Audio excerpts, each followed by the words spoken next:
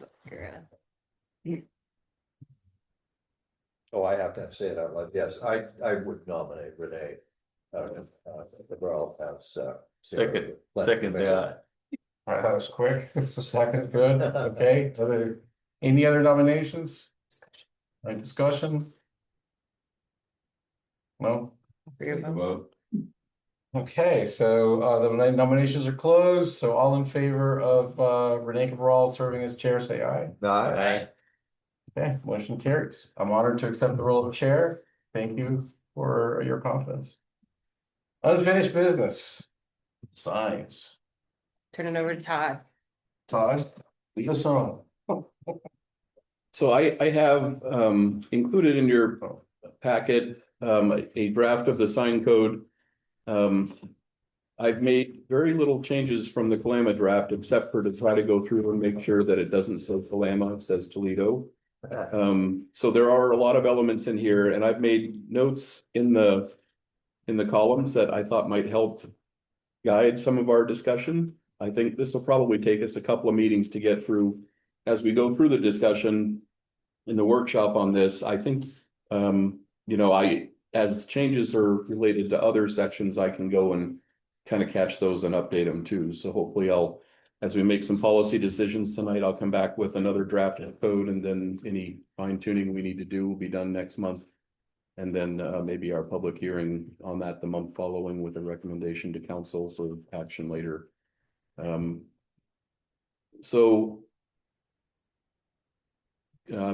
Kalama, part of the genesis for this sign code update and the draft that we're working from was they wanted to regulate signage in residential areas, particularly residential signage for like political signs and all that stuff. They wanted to make sure that, and then downtown in the public spaces, they also wanted regulations for that type of signage. The political signage was one of the driving factors of this. Kalama also charges a fee per sign for political election signs to be posted.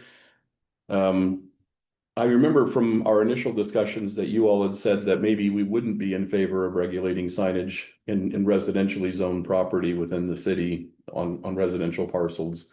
And maybe just wanted to stick to commercial only. If so, then we can delete a lot of this code that relates to residential signage and in those zones. So I think that was my first question to the Planning Commission is, do you want to regulate signage in every zone, or do you want to exclude some zones from sign regulation? Well, I think political signs are gonna pop up in residential areas. They just will. I think if we make sure that we don't have billboards popping up in somebody's yard during political campaigns, as long as they're a certain size or not beyond a certain size. And I haven't seen that. I haven't actually seen that in Toledo or even in any other cities, but in counties, it's not unusual to see billboard sized political campaign ads. So obviously we wouldn't want that. And I can't remember offhand if we have that kind of, if there's anything addressing that in this 12-page. So they regulate all types of signs. Political signage isn't really for them separate. It was just signage in general, because part of what the courts have said is you can't regulate signs based on content. So if I want to put up a sign that says Todd is good, and I want to put that in my front yard, you can't regulate it based on the fact that it says that. And that could be a political sign, or it could not be a political sign. It doesn't matter. So we did try to make it fairly generic in the code, but that was their motivation, was they wanted to limit political signs. So when you say that signage in residential neighborhoods is okay, does it need to be regulated at all? I mean, if you've never had an issue with it, you remember what I've given you all advice in the past. If you don't have issues with it, then let's not regulate it, because you don't need regulation for the sake of regulation. But if you do want to regulate it, then I need to know more details about, the size of sign. I'm aware of what a typical, yard sale sign is and all that stuff. So if you can give me some basis for what you're thinking is okay, and how many? Is it okay to have unlimited amounts of signs in your front yard, or should we limit it to 1 or 2? If you have a husband and wife and they don't believe in the same political party, can they both put their candidate in the front yard, or do they have to duel it out and only put one sign out in their front yard? You know, so some of those things, if you want to regulate signage in residential districts, then to talk a little bit about that, we could dive into what Kalama has done, which skips down into let's see. I think our current code says too, you can have them up 7 days before or 30 days before the election, and then they have to come down 7 days after. Right. So which means, we're not gonna be littered with signs for time, but it doesn't regulate what the signs are. Or the size. We don't have a No. size. I think if they reach a certain size, they'd have to get a building permit or something anyway, so. Right. Yeah, there's some language about that in our last meeting. Well, that would be my concern. I Yeah. mean, I personally wouldn't want to give up the right to have a political sign in my yard. If I believe strongly enough in a particular candidate, which I don't, but if I did, I would like to be able to put that sign up. But at the same time, I wouldn't want my neighbors to have to look out their window and see a billboard in my front yard. So do you want to then have, I mean, you say you don't have that issue in Toledo now. So do we need regulations in the residential district, or does everybody do fine governing themselves? And if you have a problem with your neighbor, you go over and talk to them and they fix it? Well, I think we need to talk about the idea of the overall codes spilling down into the residential areas with size and materials and the type of sign and that sort of thing. That's already, is that a given in this case, or are you saying there would just be zero regulation? Well, that's the question I'm asking. Should there be zero regulation for signage in residential districts, or should there be some? I think there should be some. There should be some, And they okay. should probably respect in a cascading way what we have overall for signs. We don't want some enormous 30-foot sign that's precariously built. All that type of stuff needs to apply. So we do have, and in this draft of the code, you'll see that there's a general sign regulation that covers most of that they have to be wind firm and that they have to be maintained and the duration for signs. And then would that mean also then that these political stipulations would apply, that a certain time before the election and after, they need to come down? Under the no regulation idea, that wouldn't apply to residential. Yes, that's correct. If residential districts aren't regulated, then you could have some general catch-all regulations that would apply every place in the city that would regulate signage generally. So you wouldn't have to single out residential. In this case, Kalama did. So this draft has a whole section on residential signage that fine tunes it for the residential zone properties. I think when the city starts reaching out to people residentially and telling them they can't have signs in their yard, it's gonna be a problem. Yeah. I think a size is fine, but by saying, oh, you can't put a sign in your yard, it's gonna be. But can I cover my yard in signs? If I'm really enthusiastic about something, maybe there's Well, these are. maybe there's a great bake sale going on, down at the market, and I'm really enthusiastic about it. So I want to plaster my yard with signs about all the great products that are available at the bake sale.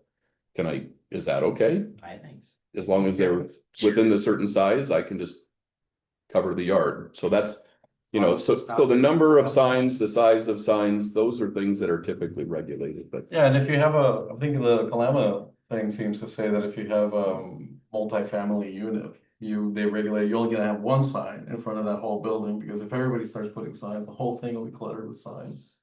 So those are questions, I guess. Do we think that people would care about having the one neighbor who has 60 signs right in front of their yard? Does that matter? How do you guys look at that? I think they bought the house, they should be able to do what they want in their front yard. Okay. Good point, Dave. I mean, You can always. and knock on as their long door as it's and say, hey, FCC compliant or whatever, and not offensive, then yeah. Okay, So then it sounds like maybe what you all are suggesting is some general sign regulations that apply citywide, but nothing specific to limit the size or quantity of signs that within the residential district. Well, there's gonna be signs that are more applicable for a commercial district that we wouldn't wanna see in a residential context. Once it begins to get into, maybe there's a giant neon sign that's 30 feet tall. It's your yard, yes, but at a certain point. Yeah. It gets a little, then we'd wanna regulate that, I would think. So what does that fall under? Does that mean we have some regulation for residential? Yeah, so maybe that would mean you want some Yeah. specific to residential that prohibit certain things in a residential zone. Yeah, I think that's reasonable. Case in point, garage sale signs Hmm. that remain for weeks Hmm. after you've gone through all the arrows to find it and then realize it was 3 weeks ago. I think that falls under, it's your yard and you can put whatever you want out there, and if you forget it, that's okay. Yeah, but they're on telephone poles and things and in front of other people. Yeah, I think that's Oh, that's where this different. came up, was in the right of ways on those kind of signs, because we've had issues with, there's been a discussion on, do we allow sandwich boards?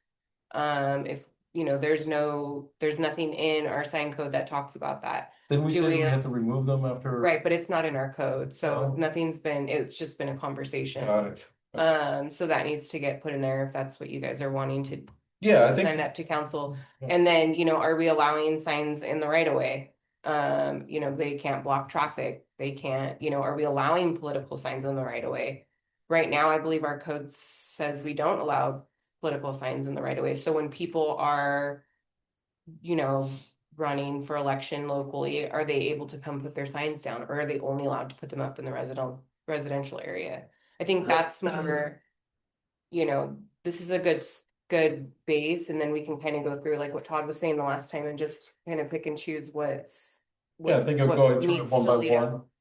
Yeah, but I think the bigger thing is, are we allowing neon signs, or, when businesses are coming in, those kind of stipulations, how big can they be? Do we, And those are all in here. Right. And yeah, I've seen it. we'll get to those as we go through. I did skip all the definitions section because I figure it's maybe too early to dive into definitions, because we might eliminate some of those if we don't use them. So I kind of skipped over that, and I wanted to frame it up broadly. I'm assuming that it's a given that you want sign regulations in your mixed use zones and in your industrial and commercial zones. I mean, everybody seems to regulate signs in those types of areas, because they do want to control the types of signs that are in their community. So Yeah, like the residential is, I mean, all of this is optional. You're not required to have a sign code. So you can take or leave any of this that doesn't seem to fit for your community.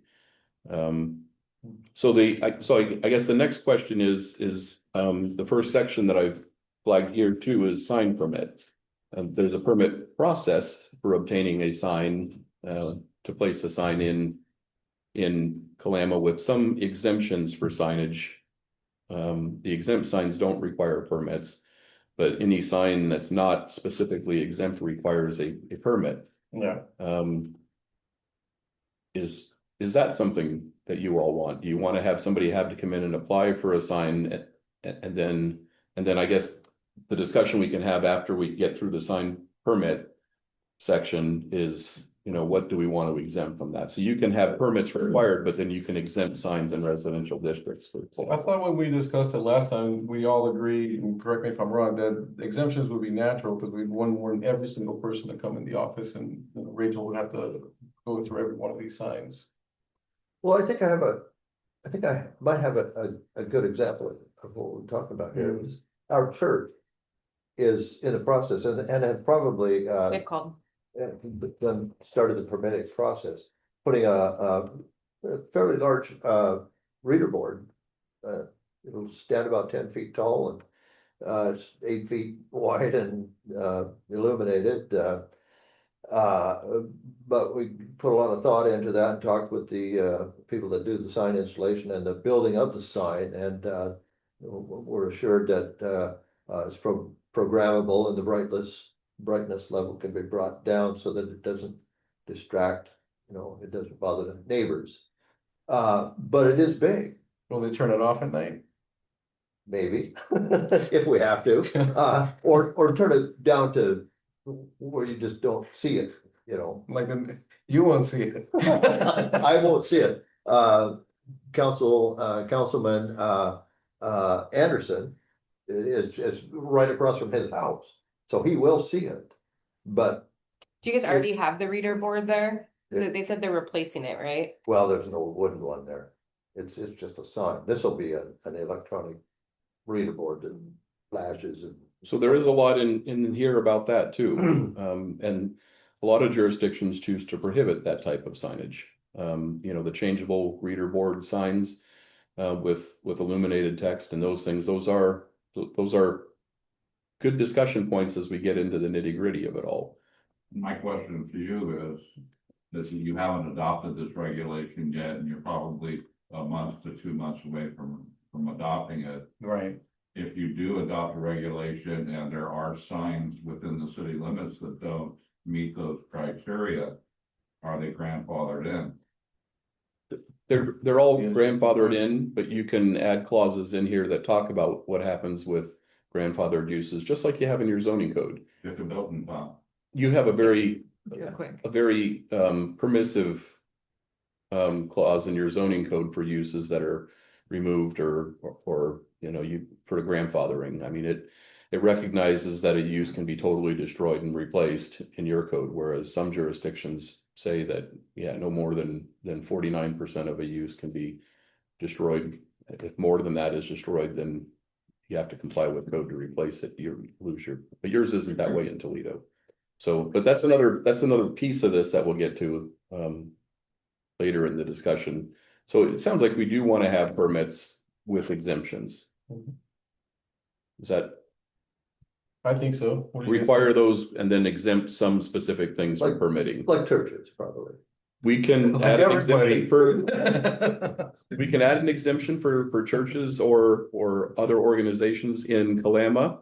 The baseball team there was a big deal because they had some sort of an annual event and they put signage up all over the place. And for them to get sign permits and then to pay for the number of signs that they had, it was burdensome on that not-for-profit organization. So they were exempted from some things in the code. They also exempted certain types of signage for community. What was that? Community signage, like there's a display there that talks about the Lions Club or something like that. That's a signage. So we exempted certain organizations, although not specifically, but generally speaking, by certain criteria, they are exempt in here, and you might find some of that as we go through here. I didn't take any of that out.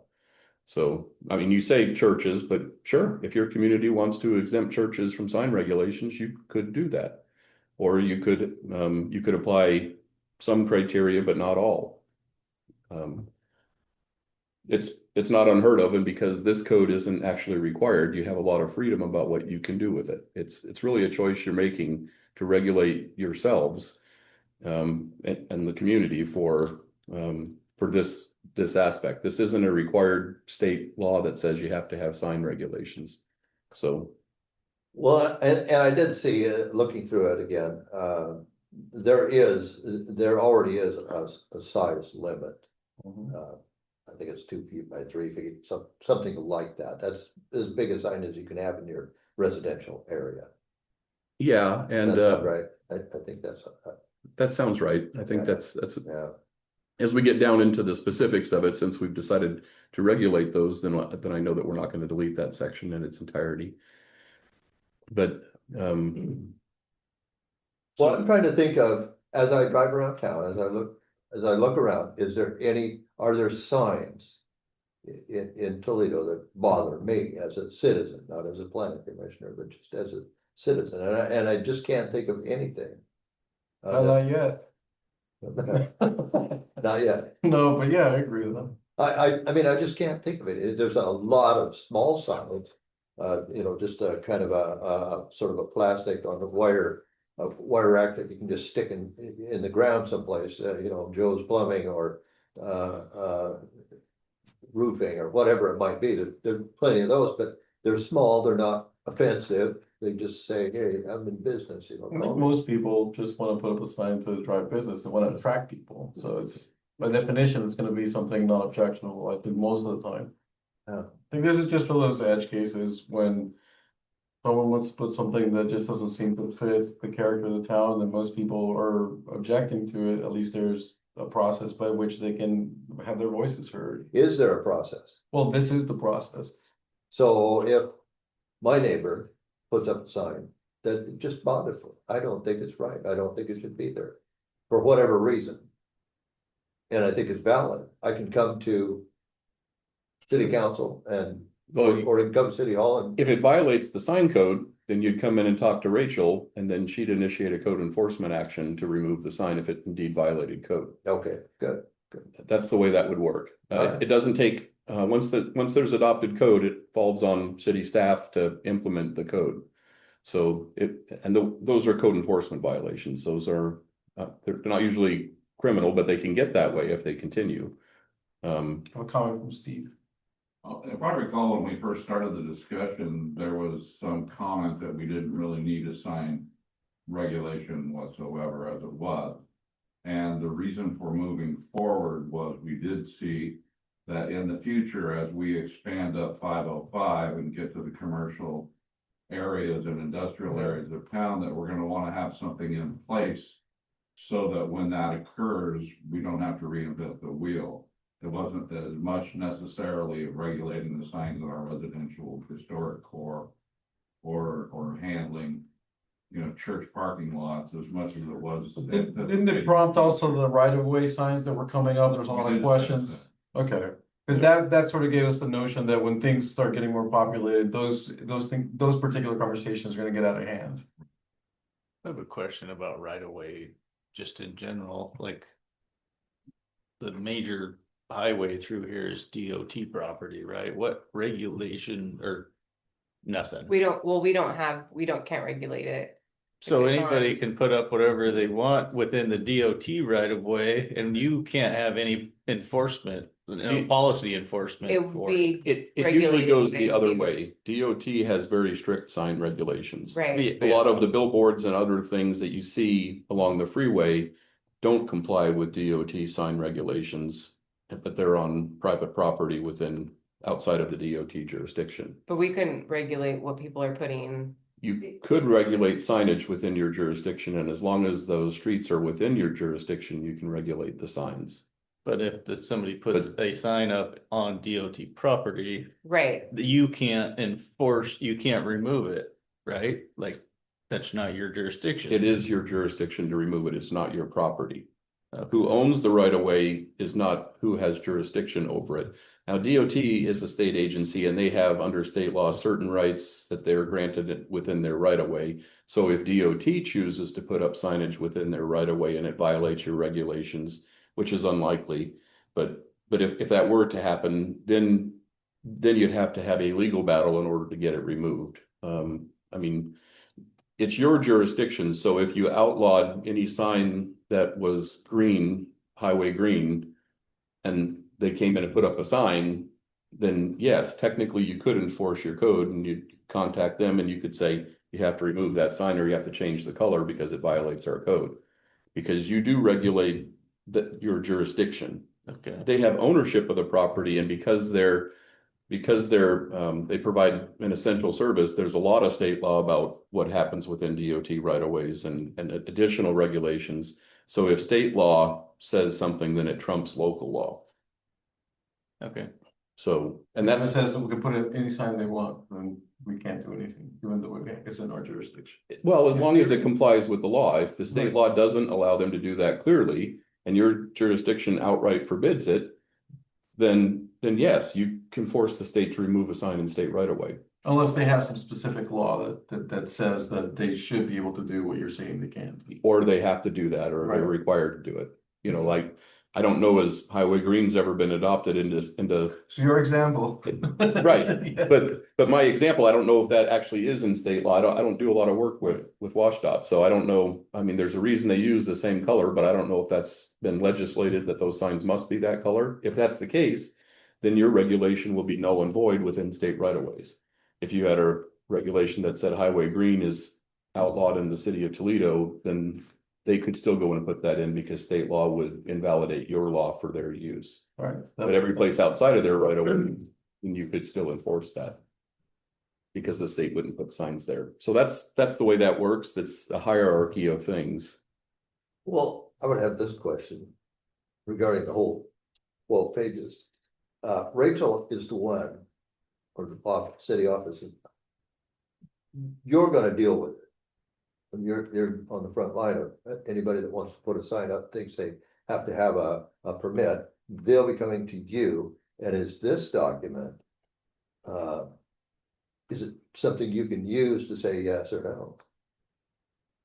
If it's so complicated, if it's so long and cumbersome. Yeah, I you think- can't use it, then we need to pare it down. Yeah, I think a lot of it, and I think what Todd's wanting to know is what in this are we good with and what are we not good with? So I think a lot of this can be trimmed out, like you're saying, if we haven't had issues, don't regulate it. This is just the one that Todd and I both pulled for an example.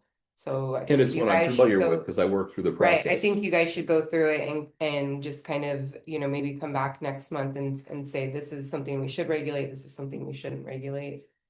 Well, No, and that's kind of the discussion. I was hoping that you all can give me a little bit of direction this month so I can come back with another draft and we can move this Right. along a little bit.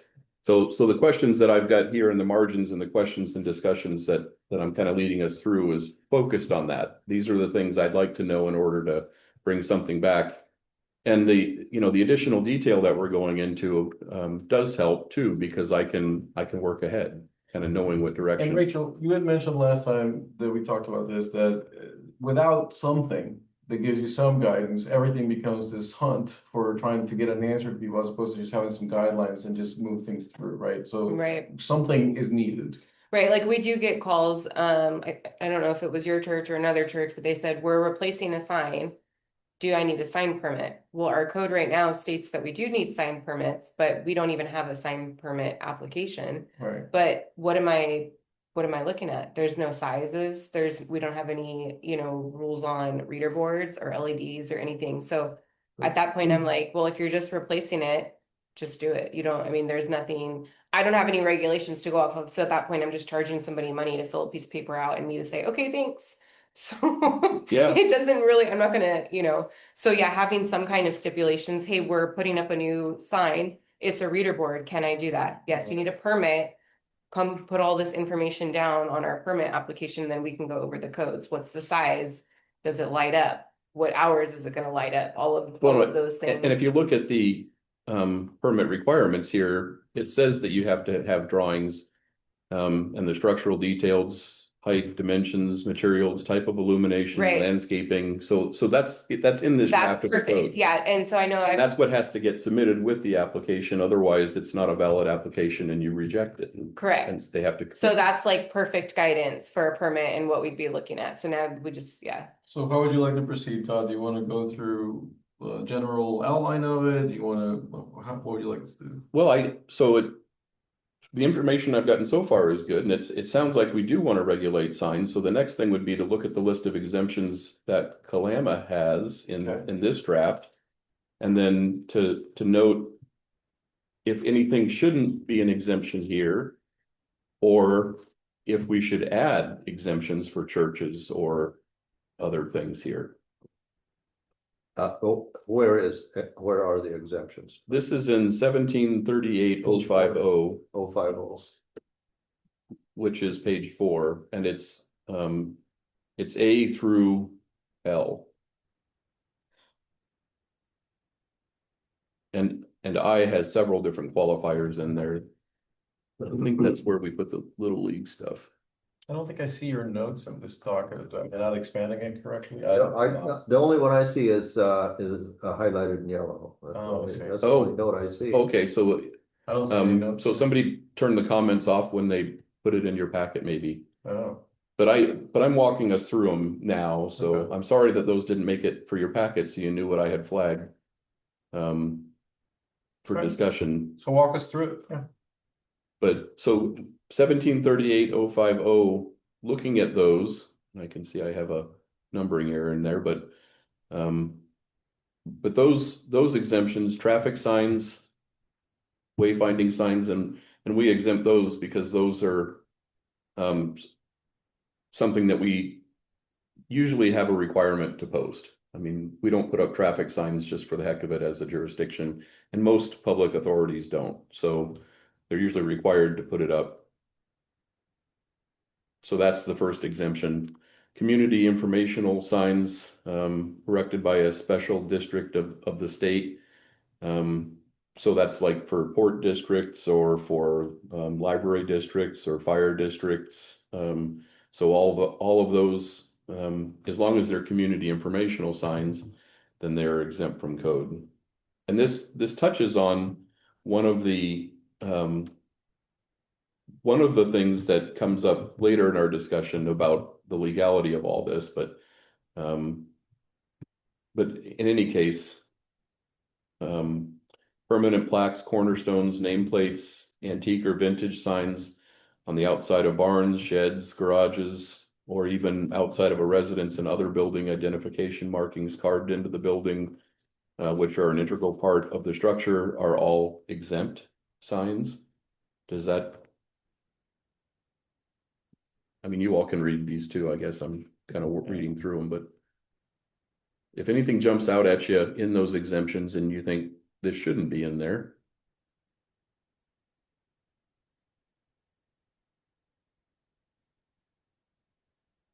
Everything looks super reasonable. The only thing maybe would be a number L. I was looking at that. 4x8 sheet of plywood sign right there. That's a pretty, but So that's, those are the ones that are exempt. Freestanding signs up to 32 square feet in area, but not more than 6 feet in height. So anything bigger than that requires a permit. It's a pretty big sign. But Yeah. the regulations still apply even if you don't need a permit. So just like, just like in the wetlands code that we work through, all of those regulations apply even if you're not doing development. You still can't encroach into a buffer and take out those things. It's against state law, but it's also, with the adoption of our new land development code, it's against local law. So if we adopt sign code and somebody doesn't require a permit to do it, doesn't mean that they can violate the rest of the code. If it's in violation, then it's still a code enforcement issue. So if we exempt signs in residential districts and your neighbor puts up a sign that clearly violates the code, then it's regulated. So that would be a good way to try to make sure residential folks would have some freedom to leeway to put whatever they wanted on their yard. Is just give them a max size, and then you can have as many signs as you want of that. You don't have to worry about permitting or anything. But if you're putting something enormous like that up, I think we may want to put a boundary on it. So the exemption at 32, I mean, that's basically a 4x8 sheet of plywood, was what we used for an example, and not more than 6 feet in height. And we did that because I think above 6 feet, then you're getting into some building code issues and you start to have to look at other things. So that's how we came up with those numbers. But if you're saying like a 2x3 sign, then that's 6 square feet. So maybe you want to exempt signage you want to change that 32 to a 6. or 16, 4x4. I don't think that would be. Yeah, I mean, it would be something that we think would be reasonable. I mean, a 2x4 sign doesn't seem crazy to me, but I don't know. So, No, it doesn't. It doesn't. What I'm thinking of is, we had, Mr., I can't think of his name, Reddick. Yeah. Put up, a notice of, his intent to It was put in a development. massive. And he put in, I think it was a 4x8 sign. And, That was required by our code at the time. yeah, So for those, and those are actually exempt from code because they're required. So that would be under the exemption up here that talks about The public notice be, public information and identification signs. So H exempts that. okay, well, that's a separate thing than the single family residential zoning district. The 32 square foot maximum. I just think that's a big sign. Yeah, I think that's a really big sign. If my neighbor wanted to have a garage sale and she put up a sheet of plywood and put garage sale on it and it stayed there for a month, I would think. I would think that would be an awfully. So you're saying a big sign in front of your house could be objectionable, is that what you're saying? So what I'm hearing you say, That's an interesting point. in my own opinion, Yes. for what that's worth, I think that would I be think there's somebody who lives in front of the church. objectionable. So, so I heard maybe like a 4x4 sign would be. I think 16 something. square feet would be fine, but that's my, So that's half a sheet of plywood, Yeah. basically, to give it, give Yeah, everybody a good picture. You're still dealing with the height, I guess, in a way, so I don't, I mean, we're kind of picking random measurements to a degree, it'd be nice to have some sort of, a feel for what would be a realistic thing, so, what do you guys think? I mean, we need some opinions here to split the baby, so. I've been, I'm just full of opinions here, although I do have to say that I think that the churches should be exempt from any kind of, regulation, but that's, I'll just stop that. Tracy, what do you think? I think if you want a sign in your yard, you have a sign in your yard. I don't see anybody putting up an 8-foot sign in their yard. Do you think we should say that you can't put an 8-foot sign in your yard? No, So they should be able to put an 8-foot sign in their yard. yeah. And if your neighbor don't like it, they come over in the night and they take the sign down. Well, I like what Tracy's saying, and I like that. I think for the most part, I think it's safe to say Toledo's fairly relaxed on regulations of all sorts. I mean, we're pretty loose, and I think everybody's okay with that. Rachel would probably hear about problems, in the sign world more than anybody else would, and I don't know that you really do, so. And I don't know that if we apply these regulations. I think I agree with what you're saying, right? Because ultimately, there's not enough use cases for us to think that, oh my God, this is a problem that we need to address, right? So let people do what they're gonna do, and if it comes up as an issue, we can always come back and address that issue with some. I've never seen a 4x8 Right. sign in my neighborhood. I think that's a great way to approach it, so, You either. yeah, But somebody's allowed to do that. Yeah. So you're, right now, there's no regulation prohibiting it, but nobody does it. But there's also, I mean, the current application that came in for that sign permit with the changeable text across there with illumination and all of that stuff. You don't really have any of those in Toledo right now either. That'll be the first one. So, those signs, things are changing in Toledo. Yeah. And the idea that you want to have a regulation or not, that's the thing. I mean, if in this case, that was put in there because it was one of the city councilmen that actually attended the planning commission meeting and said, well, I'd like to put a 4x8 sign up and I want to just tack it to my fence. So that's how we got the 6 feet high. That's the height of a typical wooden fence. And he just wanted to paint a section of his fence to be a sign to get his message across. And he wanted to be allowed to do that at his residence. And that's why we put the limit in there, because that was the acceptable limit to him. He actually wanted to go bigger if he could. He wanted to put it up as tall as his house. what But did the sign say? I'm just curious. I don't recall what he was trying to advertise or do. But he was citing things like, I mean, it's like Toledo, Kalama's got a bit of history to it. And a lot of the barns do have old signage on there. Yeah. For the different farms that were operational, they just painted the sign of the barn and that was their sign. And Yeah. then that's what he was citing is I should be able to do that still. I should be able to have a huge 20x40 sign up and like beside my house if I want to. But this is where planning commission landed. A 4x8 sheet of plywood was where they put the limit. But if that's not big enough or too big, Can I give you a response? Yeah. 4x8 is the standard for political campaigns for their larger signs. Okay. Usually it's either 12x18 for your small signs and 4x8 for your big signs. So it's one of those, it might not cause a problem now, but there might be somebody who says, hey, I want to put up a big sign for my candidate, and that will create issues for you later. so you're in favor, it sounds like, of not putting a max size. I think, yeah, I think Tracy, yeah, go ahead, speak for yourself, sorry. It's your property. You want to put up a sign as long as it's not offensive and lewd or, it's not offensive. Put up a sign. And if I don't like your sign, I'll take your sign down. That second part, I don't think works that way. I mean, I know, I used to live in places where people just get shot just for looking in that direction. So yeah, I'm just saying it's an iffy situation. So I think I agree with what Jake is saying, where that initial reaction of like, well, that's a pretty big sign, like that you're putting up. And I mean, I understand if you live in an area where your neighbors are far away from you, but if your house is right next door to somebody and they're putting that up, I don't know what that does, ultimately. Has anybody ever done it? No. I don't know. But nobody's ever put movable reader board text on a sign in Toledo right by the side of the roadway Yeah, the question is, do you in want it? proximity to a residential use. Exactly. So just because nobody's done it doesn't mean that you shouldn't think about what could happen and decide what's right for the community.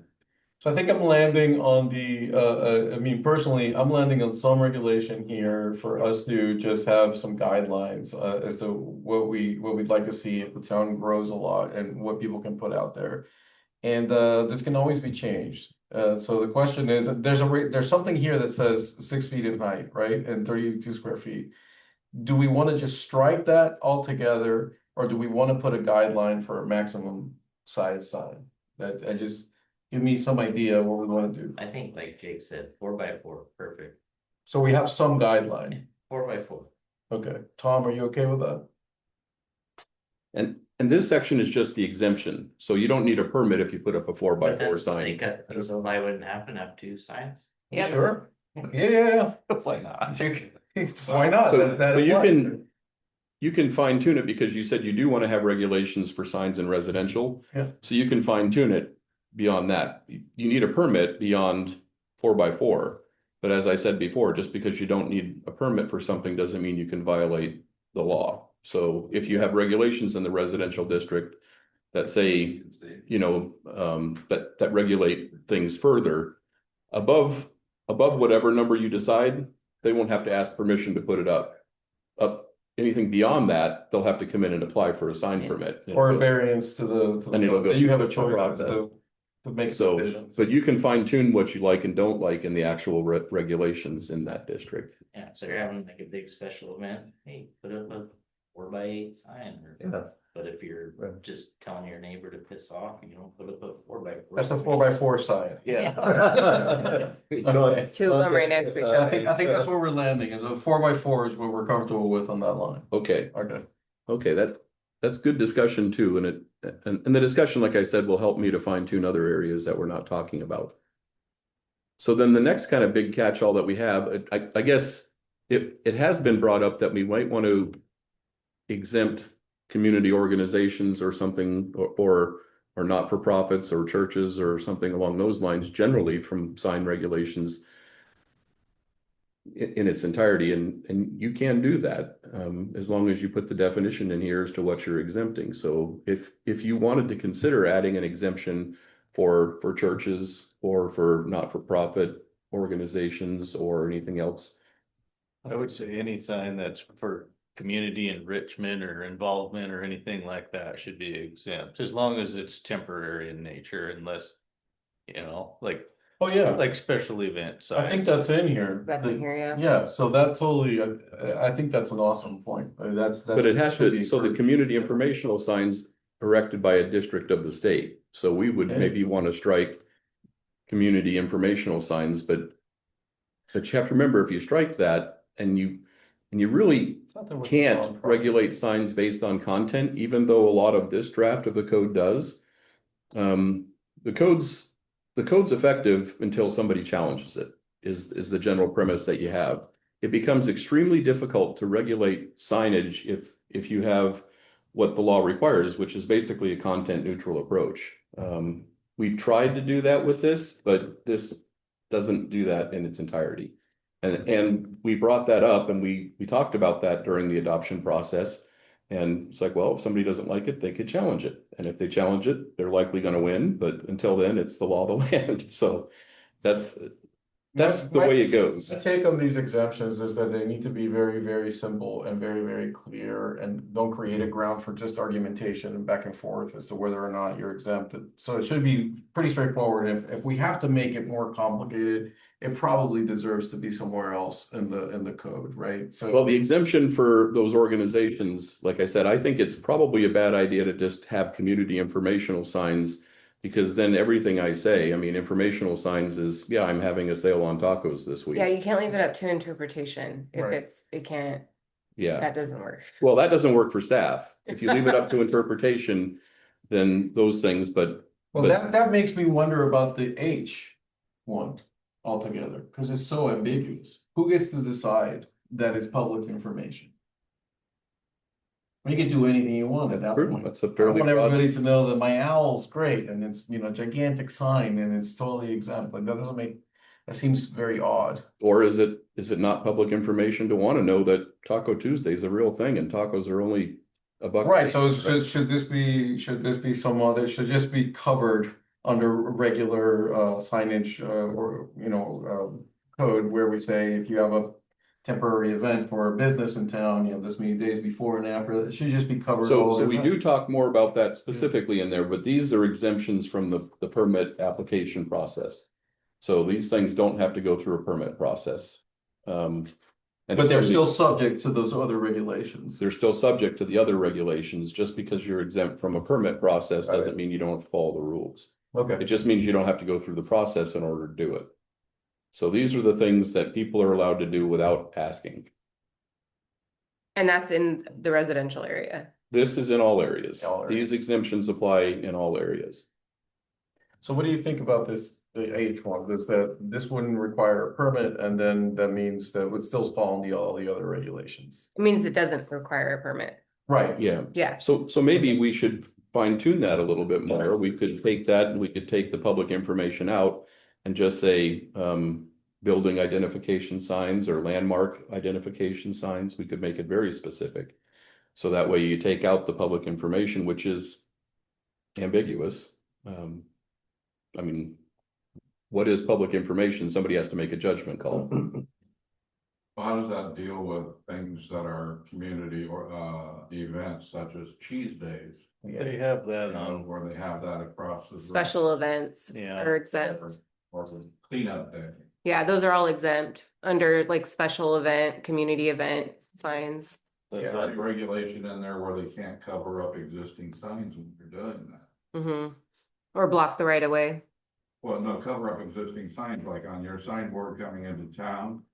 The Toledo Market was given permission to put their sign there because the city sponsors the Toledo Market. And yet, when it became cleanup day, somebody decided that the new sign for cleanup day was perfectly good. Going on top of that market sign and the church sign and some other signs that are out there. Yeah. That's when you just So- go and take it down, didn't you hear? So the other way to fine tune this is in the definitions, and that's what we've done with the public information identification sign. Those are exempt from permits, but if you look up at the definitions, it says it means a sign intended solely to inform the public of events that are sponsored either by the city of Toledo or a city committee recognized by city council. Okay, So that's where that loses its. I think that makes ambiguity. sense. So you have to look at the definitions for some of these too in order to close that loop about do we need to delete it or do we need to fine tune it? Yeah. So Yeah, I think the exempt signs are fine, and that's my personal opinion. Yeah, if the public information is tied to what you said, Todd, I think that makes all the sense in the world. Because that's what we were, I think, reacting to in that sense. mhm. So do we want to add an exemption for certain civic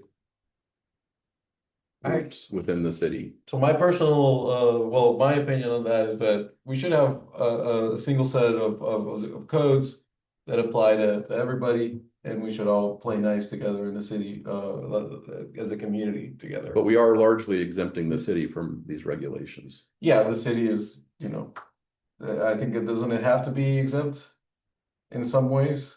Or are you saying we can actually put regulation on? Well, I mean, you're specifically exempt with your traffic signs, wayfinding signs. And then down here too, it also says by the city or another public agency or authority. So, I mean, those signs are categorically exempt from the permit process. But you could require the city to go through the process, but the city processes their own permits, so. Yeah, why would you wanna do? So why would you want to do the extra work? The exemption from the permit is okay, but you'll see further as we get down in here, there are many city signs that are exempt from certain standards because. Yeah, I They think need to be ultimately in some the cases. city is the steward of the interests of the community and it puts out these regulations to so hopefully reflect the interests of the entire community. So if that's the ideal state, then why would we have to? I guess it would have to abide by its own regulations to some degree, wouldn't it? Is that what you're suggesting? Not if you exempt them. Okay, and But- what is your position on that? I was just pointing out that that Commissioner Hill brought up, we should exempt churches, and Yeah. whether it was in jest or not. That's a discussion that we should have. And are there other civic groups or other community groups within the city that should also be added to the exemption list so they don't need permits for what they do? We can specifically exempt cheese days. Whatever community organization puts that on for that specific event, we can just say, yeah, we don't need permits for cheese days. If you want to put that in your code, then that will be the code. Well, I think at this point, it doesn't need to be codified. We just let Cheese Days do what they want to do. The Cheese Day Committee does what it wants to do, and everybody's always okay with whatever Yeah. happens. It's just fine. Well, and as long as everybody's fine with that, but somebody could be aggrieved by that and say, you've got to enforce your rules and Cheese Days has to follow them just like everybody else, and your rules say this. So somebody could trip you up on the other side of that too. You know, if you've got rules and you're just openly violating them, it's better now to think about that and just to put an exemption in there and say, oh yeah, Cheese Days is exempt from everything. They don't have to comply with, they don't have to do a permit, and then they're totally exempt from the entire sign code. You know, you can put that in here now if you want, and then you're golden. Cheese Day Committee never applies for any sign permits, do they? We don't have any sign permit to apply for. Oh, Father, no. But I do agree that they shouldn't be slapping their signs over, residential businesses. So again, to back up what Todd's saying is. You can continue to Well, let it it's great, slide. right, well, it's great to. Just say they can do whatever they want. It does affect other people and their businesses, so it's one of those things where there's gotta be some rules. I'm not saying go full on. Kalama, but I think there's some stipulations. Yeah. I do think there should be some stipulations. So I would say that it would be good for us to, each one of us take around and just talk about that idea, because it's one thing to regulate a single set of rules that we all decide are okay for everybody and we all just follow them, and to start sort of picking out who gets what and who doesn't get what. I think that gets a little I hairy. think that's dangerous. Yeah, But not adding an exemption. You're right, that's true, that's good. you know what I mean? Because Yeah, that's a good the point. rules should be good Yeah. enough, otherwise you need to throw some of them out. If they're really onerous that some people just can't have them, then we shouldn't all have them. Right, and going back to the church thing that I talked about. I wasn't picking on you, Tom. I know, but if the sign that particular church is talking about violated something in the code, then they would have to get a permit. in Yeah. order- And the permitting process is, Well, if they violated, they'd have to get a variance. well, and I don't think it's violating. and- They'd come and- here and then you'd have to recuse Yeah, yourself. and Rachel would let them know, the people that are installing the sign, well, no, that's outside of our regulation, then there would be a variance or a conditional use permit or something, but I don't think that's. Well, and that's why the audience said, get it built now while we don't have any regulations. Well, I would Correct. hope so. And- Because then you'll be grandfathered in under the non-regulated part. Voted as fast as we can. And I think that's what I told him too. We currently have no regulations, so handle your business. But that kind of works against the whole thing about, I mean, if you believe that type of sign is okay, then we should make it okay for For everybody everybody. and put it in the code. Yeah. If that type of sign within certain parameters, we should tighten this down, but we should allow what you're doing if you think that's okay. And I think that is probably prohibited in Kalama. It is, it's the next page. Yeah. Yeah. Prohibited signs. So I think I got some good input from all of you on the direction you'd like to go with those. I didn't hear a lot of changes to the other ones. I'll read back through there and make sure that they're isn't anything that's in contrast, and I'll bring it back next meeting if there is. I think we just had the size on the exempt sign for the For number L. L, yeah. To be 4x4. So now for prohibited signs. So item B, the reader board or message center signs that change copy no more frequently than 2-second intervals and time temperature signs are exempt from this provision. So I think your high school already has that too. I mean, you have a reader board sign with illuminated text up there at the high school that changes copy pretty rapidly. It scrolls across the screen that they have there. And they are in city limits now. They weren't before, so they would fall under these regulations as well. So that item B may cause some issue with the discussion that we've already had about changing text. And item B would just basically ask them to make sure that it's not shorter than 2 seconds, right? Just extend it to 3 seconds and you'll be fine. It generally prohibits scrolling text type signs. So if you have Is that text here? that scrolls across the screen, that copy is changing pretty rapidly. Do we have that language in here in prohibited signs? Yeah, right. For Yep, it's under item B. the message scrolling across, I mean. We don't say scrolling across, it just changes, Okay, just making sure. that changes copies more frequently than 2-second intervals. So if we're talking about the school, what we're saying is we'd only ask them to make sure that it's not more frequent than 2 seconds. So they could put up, Meaning what they have now. I don't know what your mascot is, but they could flash it, but it would have to stay constant for 2 seconds. Right. And then it could change copy to the next part of the message. Yeah. But it couldn't scroll the text across, or it couldn't flash quickly through messages more than once every 2 But the seconds. scrolling the text across is the one I don't get, because that seems to be okay here, if you just have scrolling. The text. copy is changing faster And 2 seconds. than 2 seconds. Oh, you mean like from the exact place it's at? That's right. Oh, I see. Yeah, that's okay. The copy changes faster than once every 2 seconds. Thank you. I wasn't So connecting the dots. that letter A starts off at the beginning of the reader board and very quickly moves to the next one so that your eye can track and read the text. Right. But what's the logic behind regulating that? Yeah. So generally, some people in communities find the flashing or the strobing or that type of thing to be objectionable. It's something that they don't want in their communities. They don't want something to be flashing at you, right? So they put in a regulation like this, which keeps you from doing that. And it also keeps you from scrolling text across your signs. I don't think they're so opposed to the scrolling of the text as they are the flashing that's associated with a faster changing copy. So they don't want somebody to have something that's strobing letters at you as you're walking or.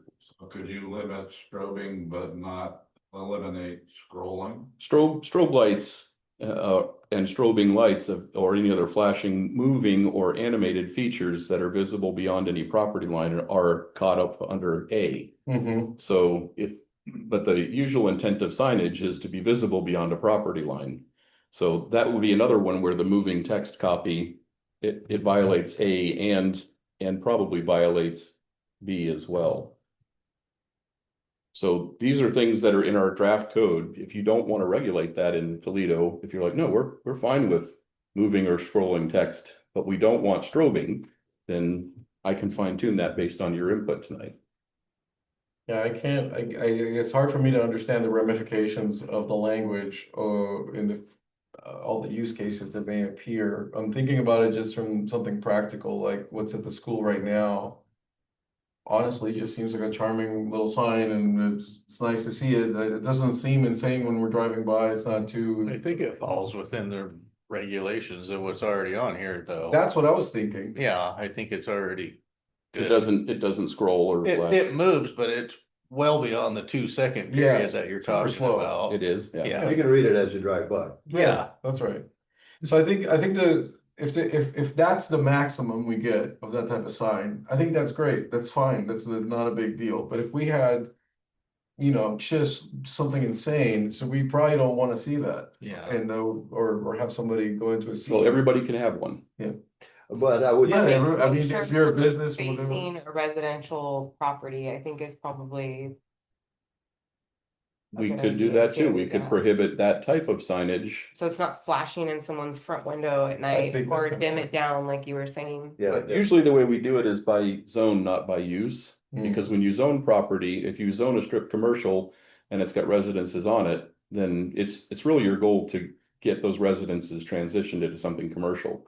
That's what you're saying by rezoning a piece of property beyond the use that's on it, right? So if it's usually the way you would say that is instead of a residentially used property, it'd be a residentially zoned property, but you could do either. I mean, if the use is residential as characterized by their tax assessment, Right. then the sign regulation could apply, but that means that you as staff would then have to go and click on the parcels I around think the sign. zoned, yeah, zoned is fine. Zoned is the usual, but if somebody's living there, they're gonna find it annoying, but they're in a commercial zone, so. Right, which at that point, And we're in a It's- smaller town, right? So we're assuming this is gonna be in the new growth area. There's clean separation between the zones. Where you start going a little bit into the mixed use area, you may have these concerns really getting close together now. So you have, this is commercial, but I'm right next to it, I'm residential, and I'm gonna have this flashing light in my face. I mean, do we have special You can, type of, for the different zones where it gets more concentrated housing, more dense, then maybe those, if you have a mixed use area, you don't have flashing signs that are facing other buildings or something. there's a lot, you can do that. You can say within the mixed use zones, these are permitted, but they're prohibited every place else. So your prohibition then would be against these things anywhere outside of whatever zones you see fit. Yeah, because you'd want the mixed use zone lit up by nice signs that everybody could see the businesses and everybody could advertise their goods and all that sort of thing. But if you live there, you'd also want to be able to get into your place of residence, close the door, and not be strobed out. I think that would be one way I would look at it. Because the way I was looking at the zoning that we're proposing, there's going to be a lot of mixed use and maybe people living on top of businesses and that sort of thing. So should we allow strobing within our commercial and industrial zones? No. No, I like the prohibited signs. That's great. I think that's why I'm landing here on the prohibited signs, so I'm good with that. So, but what we're saying here is that the prohibited signs would probably prohibit, well, I guess you know the high school sign better than me, you've seen it a lot more than I have. You're saying that it would not be prohibited by this. No. But it sounds like the moving text of what, No,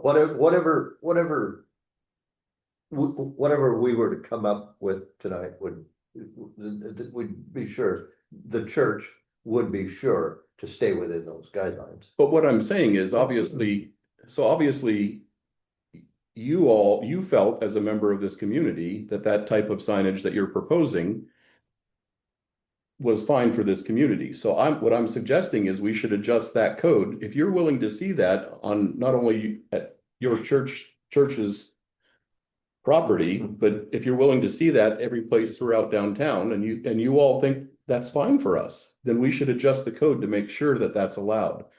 So you had talked about some of the considerations you were making for the brightness of the text and how it worked. We could prohibit signs that were over a certain illumination, a certain lumen level or whatever, and I'd have to do some research to figure out what that is exactly. But you probably have that research, because if it's adjustable, then they can probably tell you, oh yeah, well, this is the adjustment you're having us set it at, this is the illumination. So we could make sure that nobody else's sign was brighter than that, or only brighter than that to a certain degree. So there are things that we can regulate, but we shouldn't be trying to regulate things that are going to make you change the way what you think is fine for the community now. You don't want to over-regulate that. No, that's the So- last thing I want. So, and that's why I'm picking on you and I'm using your sign as an example, because your sign seems to violate some of these things. So what I'm suggesting is we should loosen this up so that your sign's actually allowed, because obviously you've taken care to do the things that you think protect the community with that sign, and you think that type of sign is acceptable here. So let's make it acceptable in the code, so that way, or not. Well, let the record show he's picking on you. Yeah. Well, let's see, I'm just trying to think of another example. of anybody that would want a sign that big in their yard. Maybe they've got a cottage industry going, and they've got a bookstore, say, in the I garage. mean, of your their grocery house. store might, if the restaurant up here on the corner ever reopens, I bet they'd like to have something that advertises daily specials. I mean, how about Donna's? Donna's might eventually want to do something like that too. I would think that a sign like what we're intending to put in would be fine for those. I mean, I personally would, and I think that's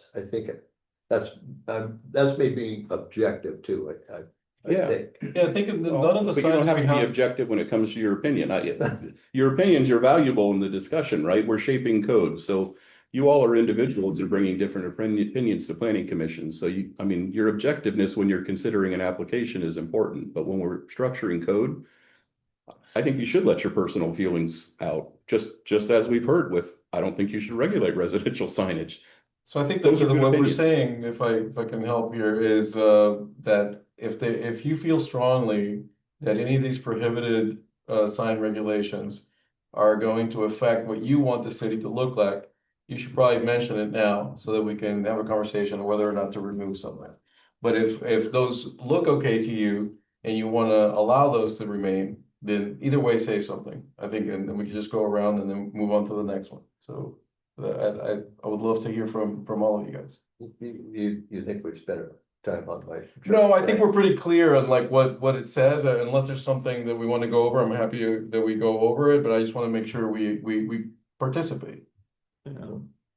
I think in the corridor, if you wanna have a big flashing sign, as long as it's not over 2 seconds. You can have a sign.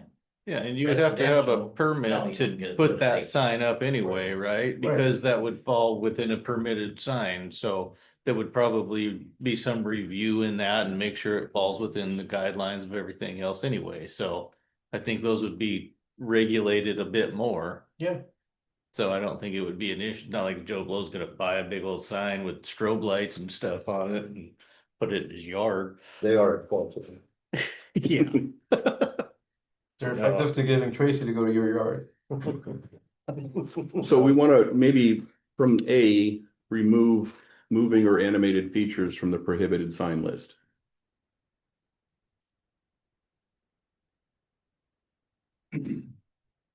Remove it.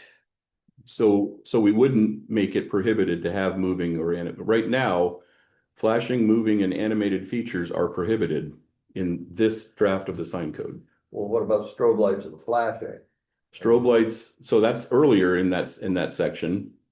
And the flashing is covered by B, which is the no more than 2 seconds. So those, I think the way that that's written is fine, Yeah, in my opinion. Yeah, I don't see people going out of their way to put some animation on the sign and having that be the thing they're gonna die on. But yeah, to me, it's fine. I don't know what you guys think. Yeah. Animation. The moving, line as it is, does that strike you as unreasonable? The idea that the strobe lights and signs containing strobe lights or any other flashing, moving, animated features that are like just, I think that's not unreasonable. okay, so Yeah. then we keep I that. don't- Keep it. I say, yeah, I mean, me personally, the only ones that I might ask you guys' opinion on the prohibited signs would be F and H. And we'll consider these two, and then I think we have to table it, and then we'll come back to it at some other point, but let's do what you're saying. Which is E and F? F and H. F and H, okay, Well, and then my reasoning by that, like, it says not to affix a sign to a utility pole or a tree or other plant. I mean, if you wanna have a garage sale, where else are you gonna put your signs? right. That seems kind of ridiculous, that, to me. And then H, signs by businesses that aren't within a mile of the city. Like, there's a lot of sponsors and stuff for teams that are from businesses that are outside of Toledo, that I believe that should just be stricken completely out of there. Yeah. So, I mean, that's my opinion. I think that sounds reasonable. I don't know that we have a problem with that, with that causing is any issues, all of those signs would go through our our process, so I don't think it would be a problem. But you wouldn't have unless we build an ability to deny them in there, even though you're required to go through a permit, if you don't have something that prohibits them, and we can fine tune that in different zoning districts and different types of signs down below. When Have we you get into the seen- details, but Maybe we just don't, have you seen issues where this could be helpful? one of the public works concerns in Kalama is when they tack signs onto the poles because they don't take them down. And then Public Works has to go out there and spend time and labor. Also, they just keep creating more signs and more signs, that sort of thing. And it looks tacky, yeah, it's. It doesn't get that bad in Kalama because Public Works keeps the poles clean, Right, but we don't have a Yes. lot of public works. and neither do they. Right. And it's time consuming It to is. take those down. When somebody has a garage sale, and they don't take down their sign, you know. In this case, you could say it's a code violation. Their number's on the sign for the garage sale or their address, so. You know, you could call them up and say, hey, you're in violation. We're gonna send code enforcement out, or you can take down your sign, you know, I so see. it's prohibited. And it does take, I didn't read the first part exactly, but is painting the rock formations and the trees and stuff like that is what they're prohibiting. No, I just think that was Posting, part of it. posting on. Part of it, yeah, Painting the or other words posting. attached, Yeah. yeah. Well, I mean, yeah, and like the trees, like if you want to put a sign on your own tree in your yard, then you wouldn't be able to because it's prohibited. It's prohibited. Yeah, that's completely ridiculous. Yeah, Yeah, I'm with you on that. Mm. Yeah, So strike those two. so I think F, if we were saying yes, and then. Is that what we're saying? Maybe just keep the, Or do we want to pare F down to only utility poles? I think utility poles definitely affect other people, but then also the painted part where where you're just painting the thing we should just allow people to attach the sign but not, I don't know. It just seems like, yeah, we want to prohibit the idea of painting, I guess, all the utility poles for signage, and because they can't take it down, who's gonna scrape that off or paint over it? So I don't, that seems like it's just gonna become a mess. Yeah. So you're allowed to post your sign on a pole by stapling it, but not paint the poles. Am I understanding that correctly? I think the idea of, I think what Jake was saying was that if you have a plant that you want to put a sign on, you should be fine with that, or some rock formation, but we could basically keep the painting part of it and take out the attached and only have it be on utility poles. So, so only leave utility poles and prevent them from being painted and have signs attached to them. Remove the plant materials and that And rock formations and all Is that. that right? That'd be fine with that. But Okay, that's where we're going. All right. Is that okay with? yeah, and H, I think I would just strike all the way. It's removed completely, but that's my opinion. and then you guys did talk about C at the last meeting too, which is like Novak's truck would fall under that. Mm-hmm. If it's on his property, are we allowing that? I know you guys had a big discussion on that as well.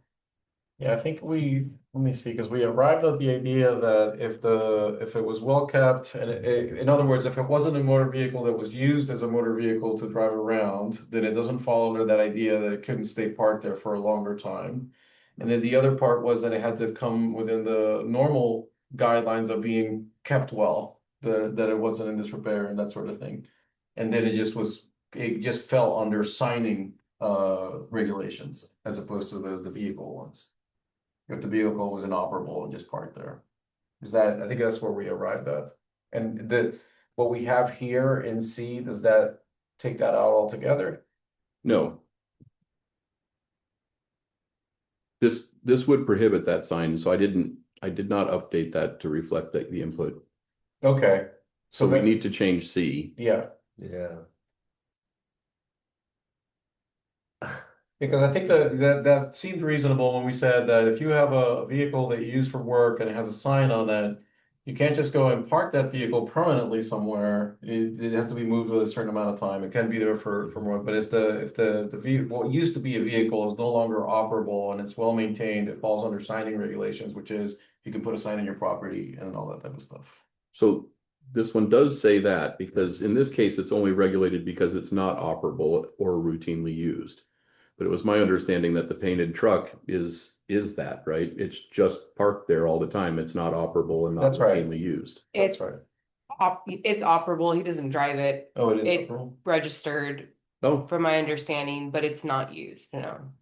well, so in this case, it's an or, right? Signs not operable and, no, it's an and, not routinely used. So if it's registered and operable, then it wouldn't violate this because it's an and between there.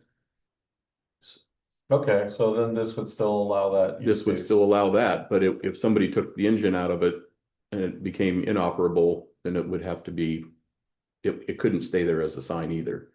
I thought that we went over that and that it could stay as a sign if it was on private property. That's what I thought too, Yeah, that's what I yeah. thought too. Yeah. So I think we agreed so on that's not what it says, but we could make it say that. Yeah, Yeah, We, well, I'd like to see that happen.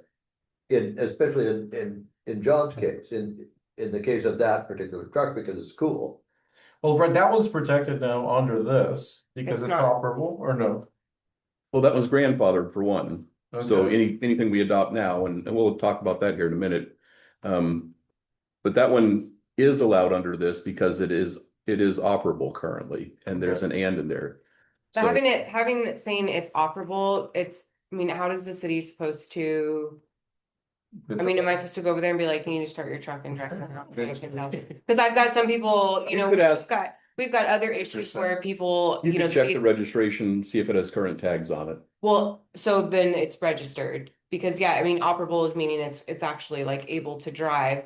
Yeah, Not just with John, but I know we've got other situations where, you know, in our code, it's written as the vehicle is non-operable, but it's registered and it's obvious there's blackberries growing through the engine, like it's not running, but it'd be nice if that was worded a little different to where it's either just registered or, because I'm not gonna What about, go tell people this. Rachel, what about if it just said, take out the operable part and just say not routinely used to transport goods and services being advertised?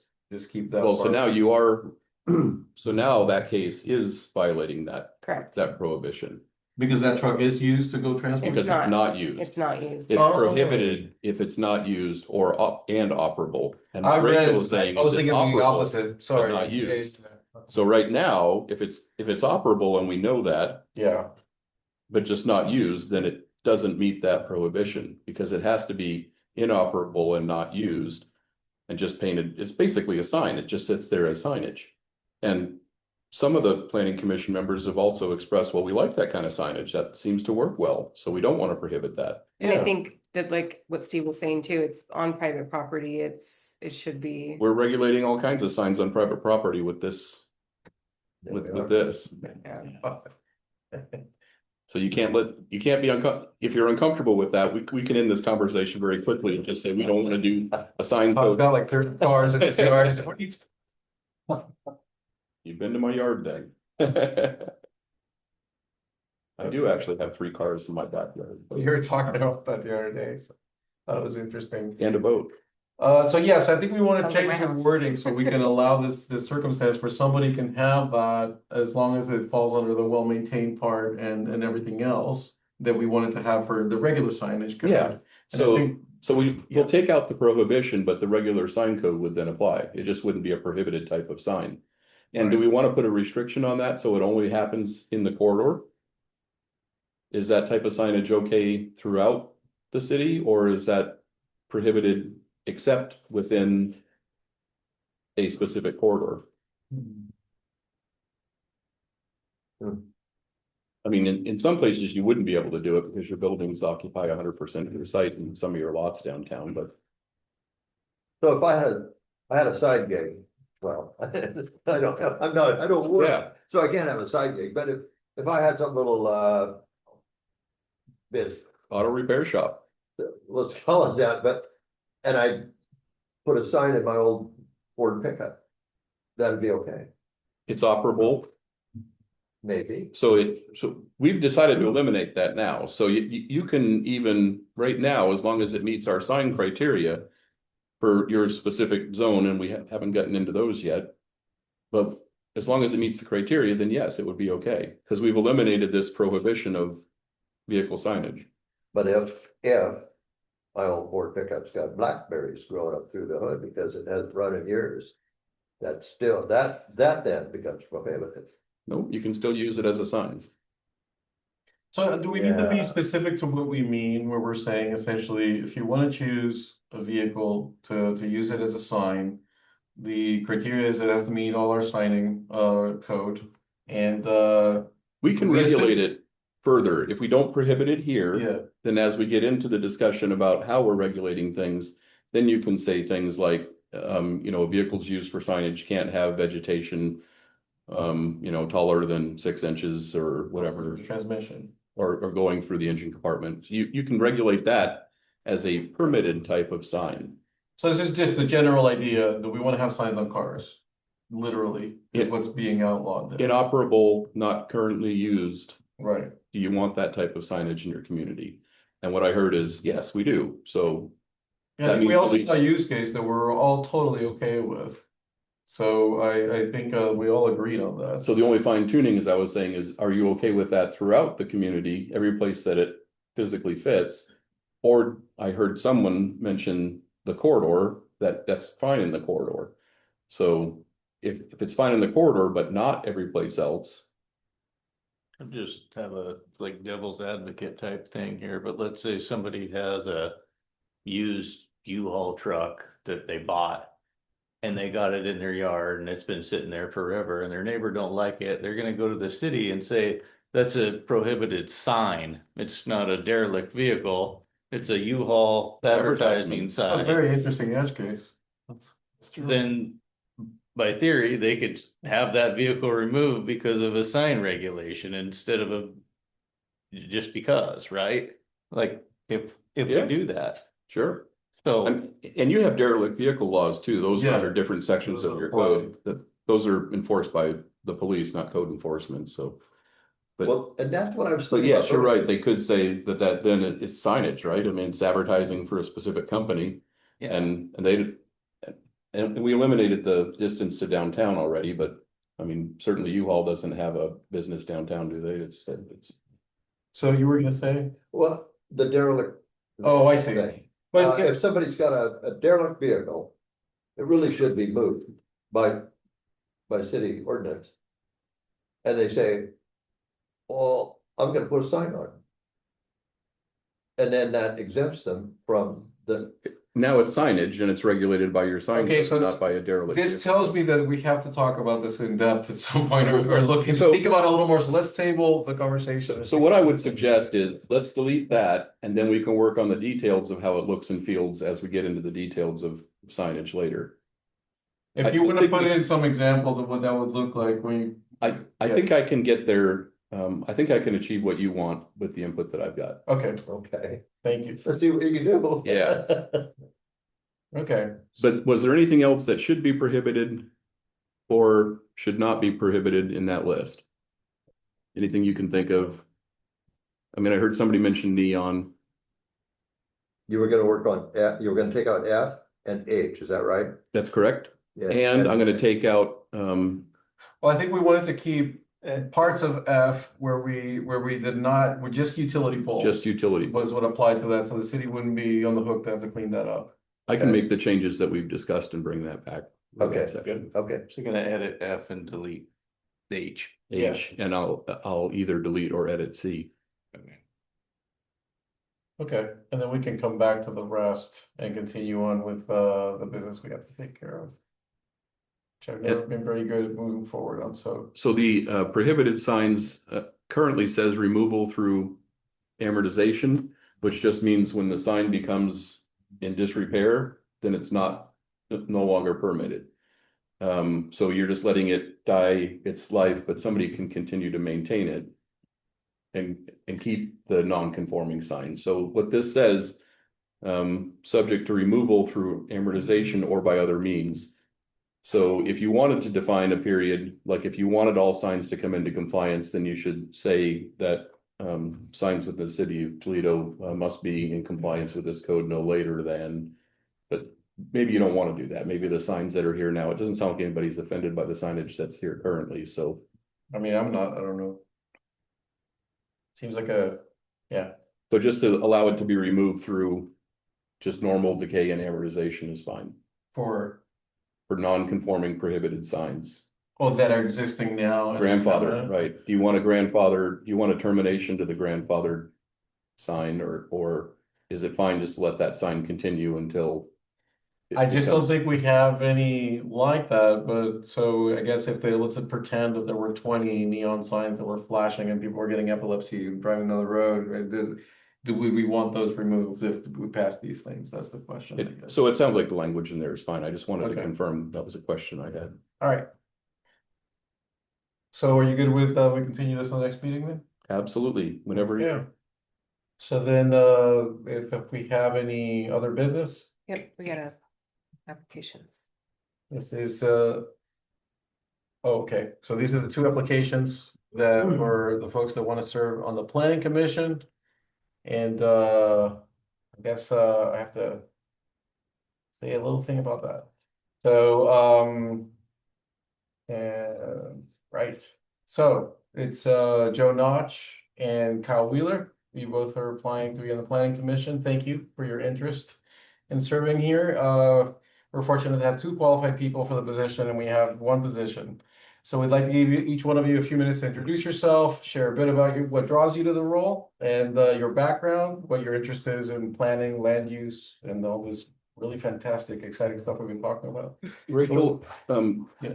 just to clarify, it's council that appoints planning commission members, so this informal interview, you all. Oh, we just forward recommendation to council. You all can forward a recommendation to Correct. council, but you're not interviewing to fill the position.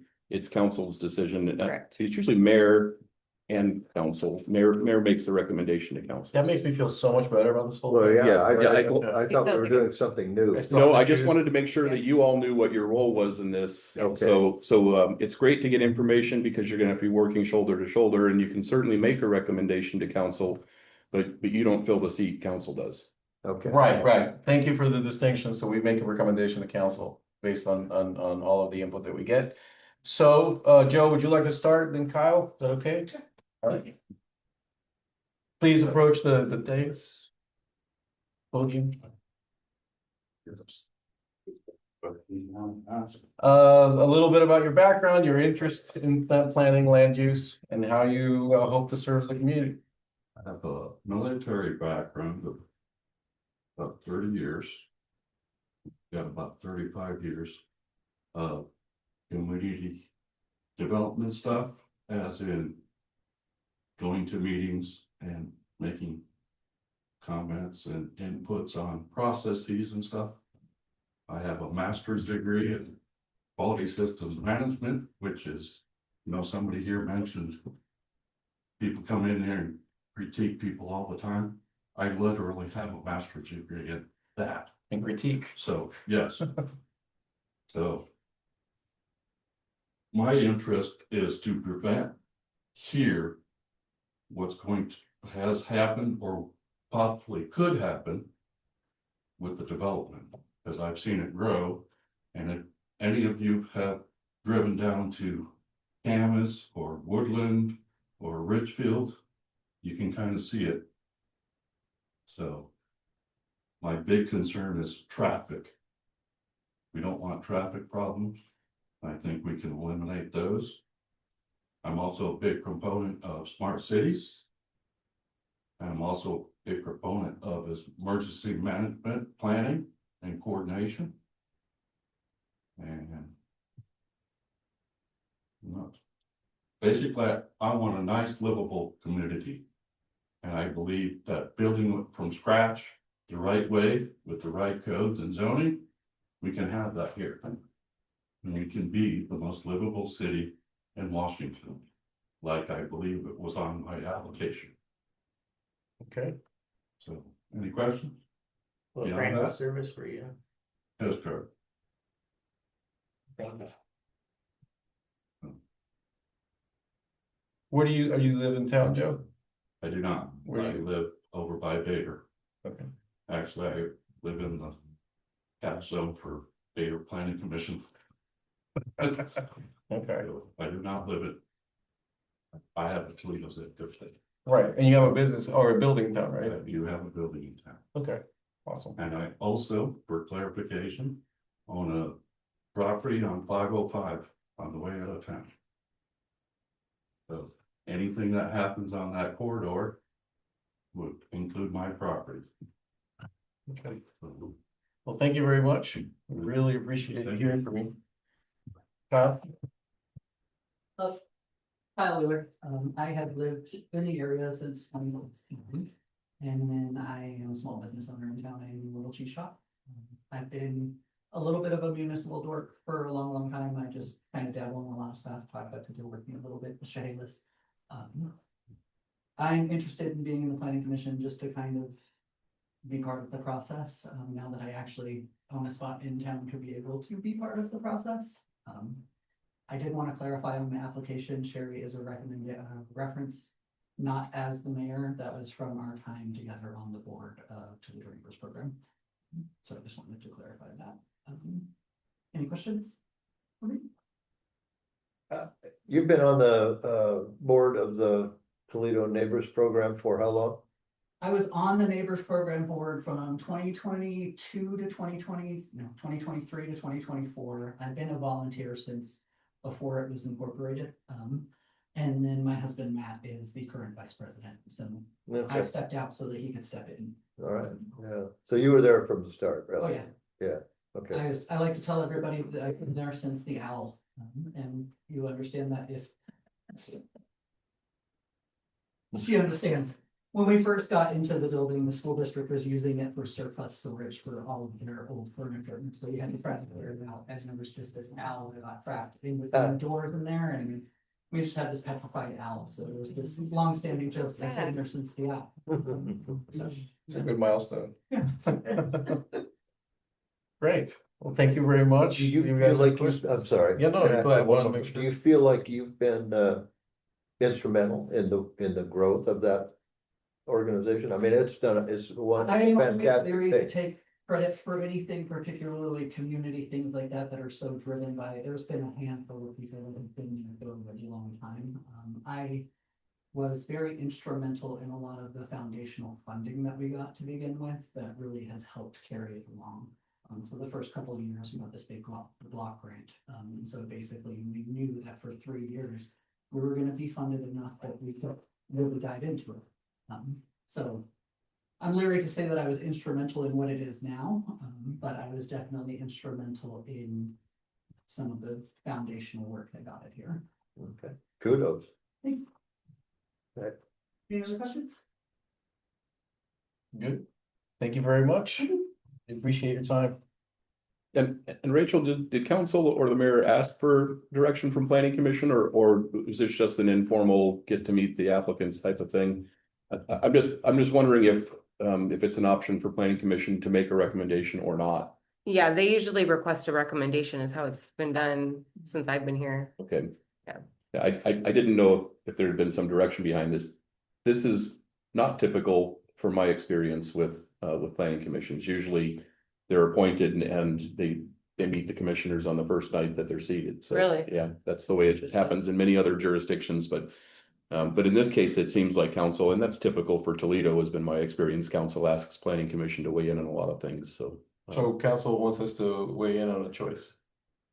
Yeah, and I mean, we can definitely send both applications up, but the way it's always been done since I've been here is any applications go to that board. So it's either park board or planning commission.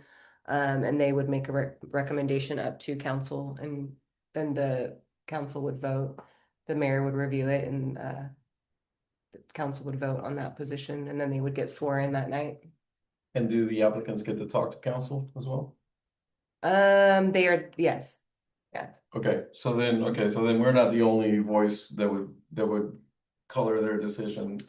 They would No, have their so own what, voices who you represented. would recommend would be basically sent up to council. And if we choose to send both, they would both go to council and be able to talk. That's an interesting. That's a shortcut. Yeah, well, it's trying to understand if we have enough information to make that decisions ourselves, or we can certainly if anybody feels particularly strongly about it. So maybe there's two decisions on the table. One is, do we feel like we have enough information or feel strongly enough to make a choice between the candidates that we want to recommend one to council, and the other is, do we want to just send both to council because we think that they're equally, I guess our recommendation is equal for both. So that would be the question that we should answer in some way. So what do you, I'll start with you. Well, I think they both bring something. I agree. They both bring their own unique skill sets, and I think in the interview process with the mayor and council, then they can decide. Yeah, I mean, I really do. I think they both bring something. How do you feel, Trace? I, right with him, I mean. Kyle's good to work with, Joe's obviously smarter than anybody in this room and, well, sorry. But yeah, I think they're both good and just. Send it up. Yeah, I third that. Okay. Sounds like we have really strong consensus, Rachel. So I think we're sending you guys to the city council. We'll see you guys on Monday. Yeah, exactly. So, but take that please as not that we are trying to shirk our responsibility, but that there's nothing really to go on to say, oh, no, this person shouldn't be here. You know, I think we generally feel that you both are a good fit. So it's just a question of what the city council is going to decide. So thank you. Okay, so I think now we're going to, is there any further business that we need to talk about, or are we gonna get a motion to adjourn? Public input. Okay, so public input. Is there anybody else who wishes to address the commission? Mr. Gordon? Well, I put in for an application for Bonanza Barbecue again, we do catering out of there, we have a permit for that. And we wanna do pickups. You know, people come, but we schedule the cars, every one we done, we schedule a car every half hour. We might have 7 to 10 cars in a whole day, so, and that's what we wanna get done, that's what we wanna be able to use it for.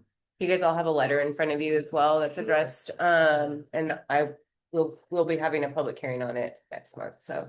So any questions for me? I thought you were already doing that, Dan. No, we haven't done it because they said we couldn't do pickups no more. Yeah. Because they said it was too much traffic. All right.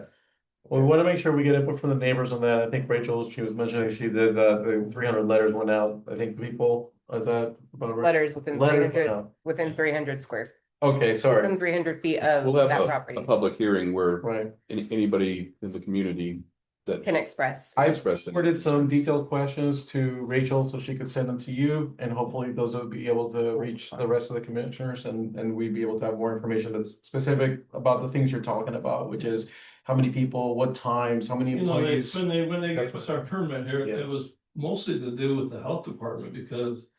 It was just mostly Chris and I when we started, and it's about a restroom outside. I spent $15,000 and put a restroom outside, so the health department would approve the girls to be there. And that's why that was in there for us, because there was no restroom, we were using a restroom in our house. Yeah, and Todd'll write up a staff report. That's through Lewis County, but Toledo's got their own guidelines that we issued a permit, but they changed things up. So I'll have all of that out to you guys.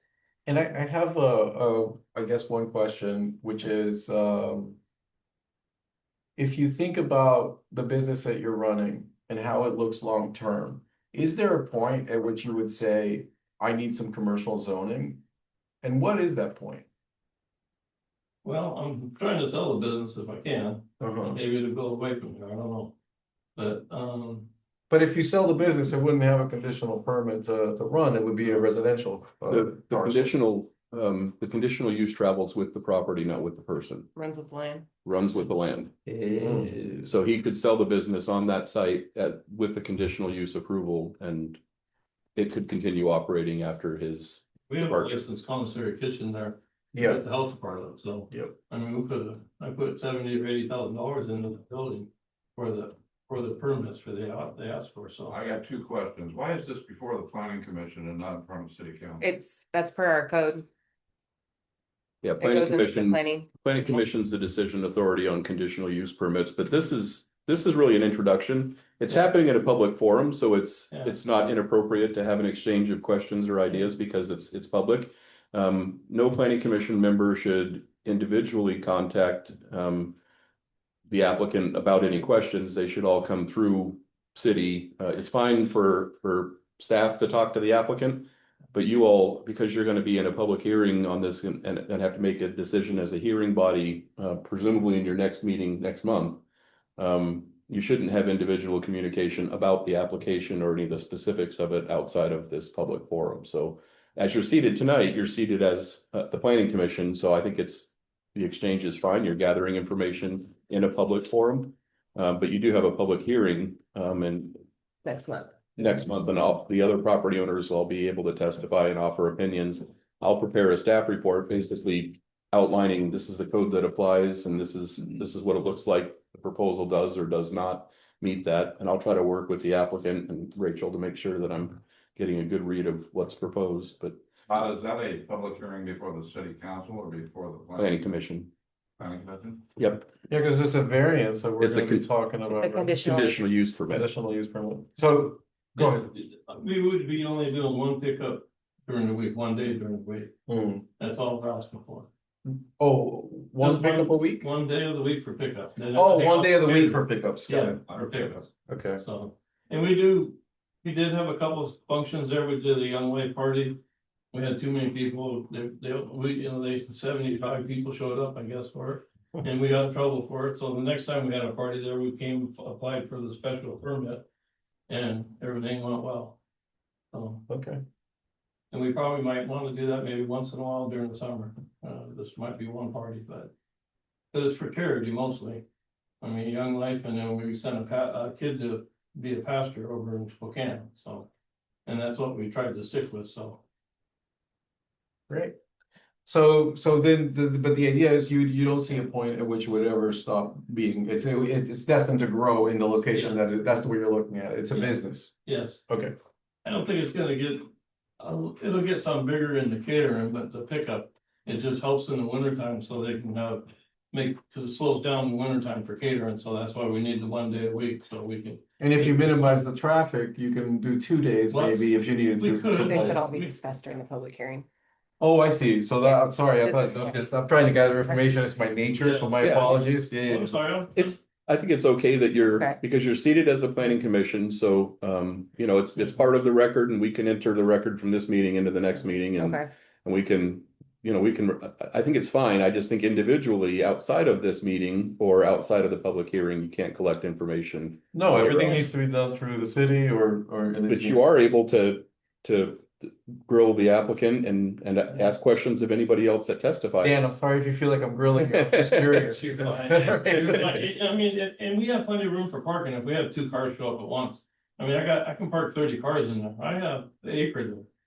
And it's a lot of parking. I have lower parking and upper parking. So.